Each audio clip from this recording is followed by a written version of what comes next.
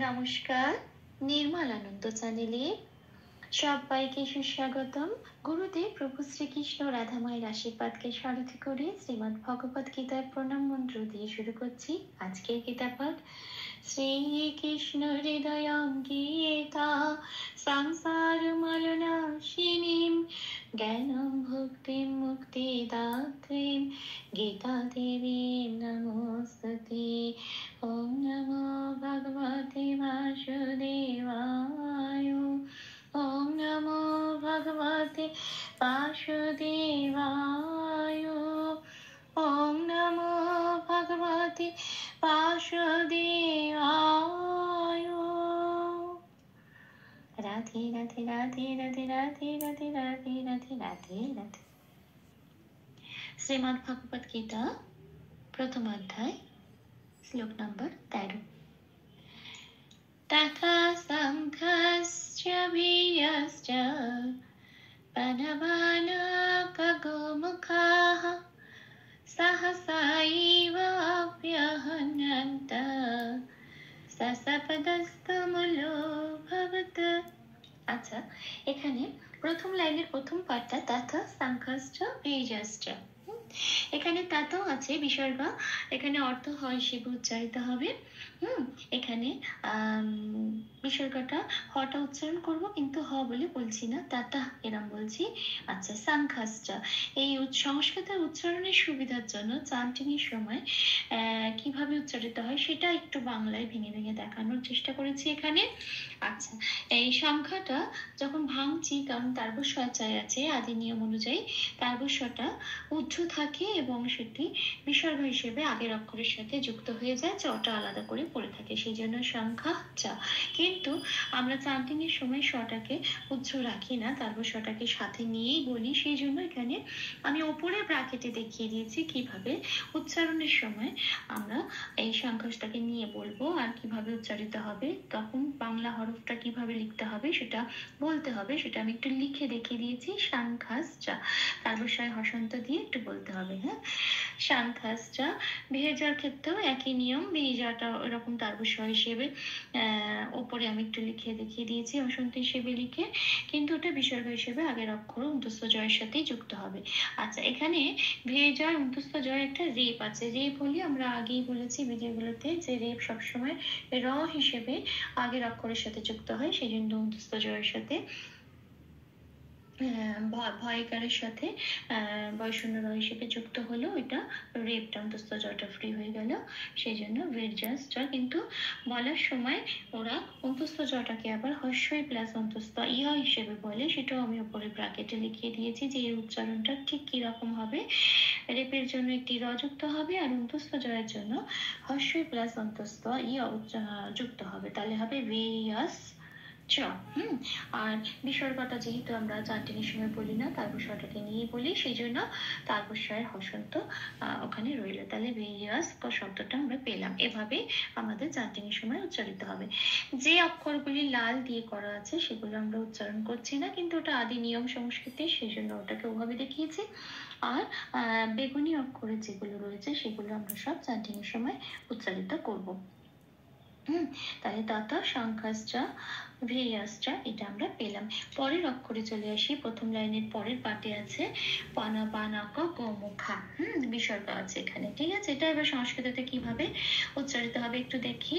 পনবাক একটুখানি ভেঙে নিয়েছি উচ্চারণের সুবিধার জন্য, পনব আর আনক করে নিয়েছি।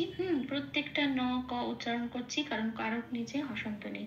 বটাকে ব হিসেবে বলতে পারবো না, ও প্লাস অ, পানা ওয়া এরকম একটু বলতে হবে। আচ্ছা, তাহলে যেহেতু আবার আকার আছে, অর সাথে আর সাথে যুক্ত, এটা হয়ে যাবে পানওয়া, পানওয়া নাকা এটা। আচ্ছা, গোমুখা এখানে বিসর্গ আছে বলে একটা হ যুক্ত করছি, এবং বিসর্গের আগে যেহেতু ক্ষয় আকার আছে মাত্রাটা, সেই জন্য ওটার সাথে মিলিয়ে হয় আকার দিয়ে হা করা হলো, তাহলে হলো পানওয়া নাকা গোমুখা হা এটা। এবার চলে এসে দ্বিতীয় লাইনে, দ্বিতীয় লাইনের প্রথম পার্টটা একটু ভেঙে নিয়েছি, নইলে চান্টিং এ ছন্দে মেলে না। আচ্ছা, কে একটু ভেঙে নিয়েছি, সাহসা প্লাস এওয়া, আর আকার প্লাস এ মিলিয়ে ওইটা ওইকার হয়ে যায়।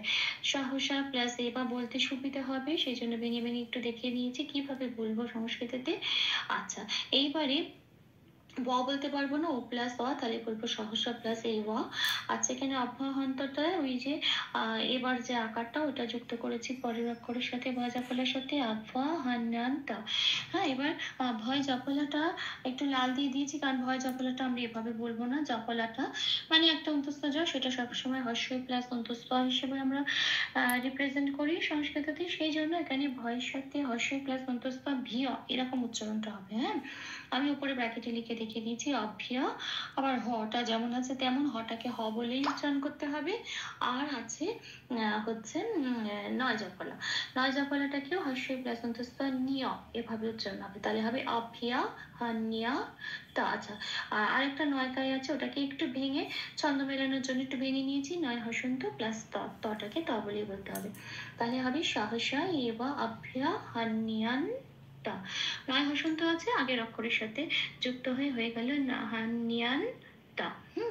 আচ্ছা, এবার চলে আসি পরের অক্ষর, মানে দ্বিতীয় লাইনের পরের পাঠটিতে সশব্দমূলক ভবত। আচ্ছা, এখানে একটা হয়ের মতো দেখতে অক্ষর আছে, দুইয়ের মতো বা হয়ের মতো, তার কিন্তু মাত্রা নেই।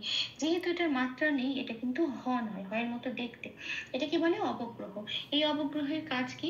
এটা আগের অক্ষরের মাত্রাটাকে এক মাত্রা জোর দিয়ে বাড়িয়ে দেয়। যেমন এখানে আছে লো, এটাকে তাহলে আমরা বলবো, এমনি হলে বলতাম মূলো, কিন্তু এখানে যেহেতু অবগ্রহ আছে এক মাত্রা জোর দিয়ে বাড়বে, মানে মূলো এরকম একটা হবে, টেনে বেড়ে যাবে এক মাত্রা। এটা এরই কাজ। যেমন আমরা বলি না নমো স্তুতি, এই যে নমো বলে একটা জোর দিয়ে যে একটা ভক্তি ভাবের যে একটা জোর, একটা টান, একটা এক্সট্রা টান, একটা এক্সট্রা জোর যেটা দিই, তখন এই কাজটা ওই অবগ্রহ করে।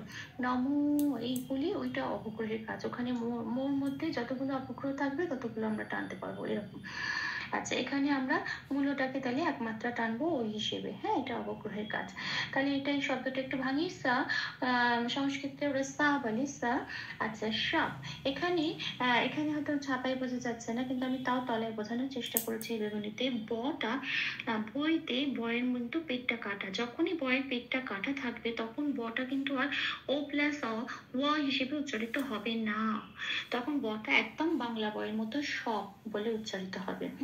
এটা একটা স্পেশাল কেস। তাহলে এখানে হচ্ছে একটু ভেঙে নিয়েছি শব্দগুলোকে। আচ্ছা, শব্দ আছে বয় দয়, বটাকে আগে বলছি সব বয় হসন্ত দিয়ে ভেঙে তারপর শয়ের সাথে লাগিয়ে সব। এবার দটা পড়ে রইলো। আবার ওখানে আছে যন্ত্র সহায়তায় হস্য, যন্ত্র সহায়তাকে বার করে নিয়ে দয়ের সাথে যুক্ত করে বলছি দাস, সেই জন্য যেহেতু বার করছি সেই জন্য হসন্ত দিয়ে যাচ্ছি সব দাস। আচ্ছা, ত পড়ে রইলো, তহেশু করে রইলো, তহেশুটা মূলের সাথে যুক্ত করে বলছি তুমূল্য। এখানে আছে অবগ্রহ, অবগ্রহের জন্য যেহেতু আগের মাত্রায় ওকার আছে, লয় ওকার আছে, ওই ওটাকে আরেক মাত্রা বাড়িয়ে দিলাম, অবগ্রহের জন্য টানবো মূল ও বলে। আচ্ছা, এখানে আছে ভবত, ভ যেমন আছে তেমন ব, এই বটাকে কিন্তু কোনো পেট কাটা নেই, এটাকে ও প্লাস অ ব হিসেবে উচ্চারণ করবো, ব হিসেবে নয়, ভবত। আচ্ছা, এখানে তয় হসন্ত দিয়ে খন্দত্বটা সবসময় ত হিসেবে উচ্চারিত হয় বটে। হ্যাঁ, এখানে তয় হসন্ত লাগানো হয় বটে, কিন্তু এই উচ্চারণটা খণ্ডটা একটা স্পেশাল কেস। এখানে কিন্তু আমরা তয় হসন্ত বলে, যেহেতু অন্য অক্ষরের সাথে লেগে যায়, এটা আগের অক্ষরের সাথে বত, এটাকে আমরা না তো বত বলে বলতে পারবো, আর না তটাকে আলাদা করে উচ্চারণ করে ত বলে বলতে পারবো। ভাবা তো বলতে পারবো না, আবার ভব তো বলতে পারবো না। তাই খণ্ডটা কিভাবে উচ্চারণ হবে? এটা অর্ধ ত, মানে একটু এটাকে কি করতে হবে, সফটলি উচ্চারণ করে ভাবতে এরকম করতে হবে।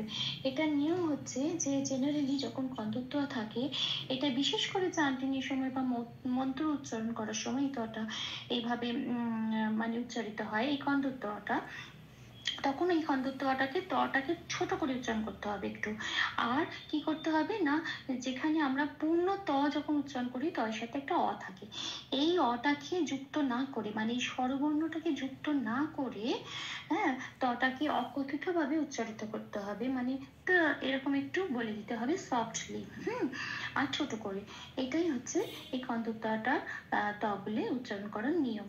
তো আমি একটু ভবত এরকম বলতে হবে, ভবত বলবো না, ভবত বলবো না, ভবত এরকম, ভবত আচ্ছা করে বলে ছেড়ে দিতে হবে সফটলি, হ্যাঁ, কোনো স্বরবর্ণ যোগ না করে তার সাথে। হ্যাঁ, এটা তাহলে আমি একটু চান্ট করে তিনবার একটু বুঝিয়ে দেওয়ার চেষ্টা করছি কিরকম ওয়ার্ডগুলো হবে, একটু ভুল ত্রুটি কম করে নেবেন।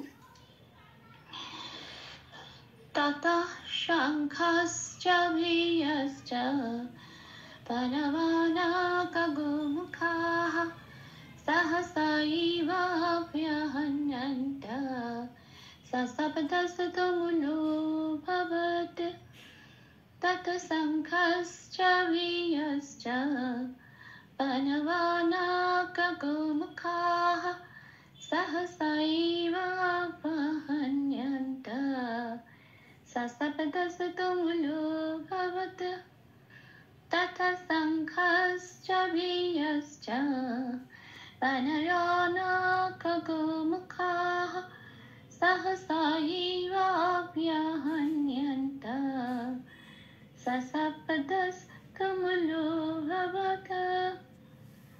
राधे राधे राधे राधे राधे राधे राधे राधे राधे राधे।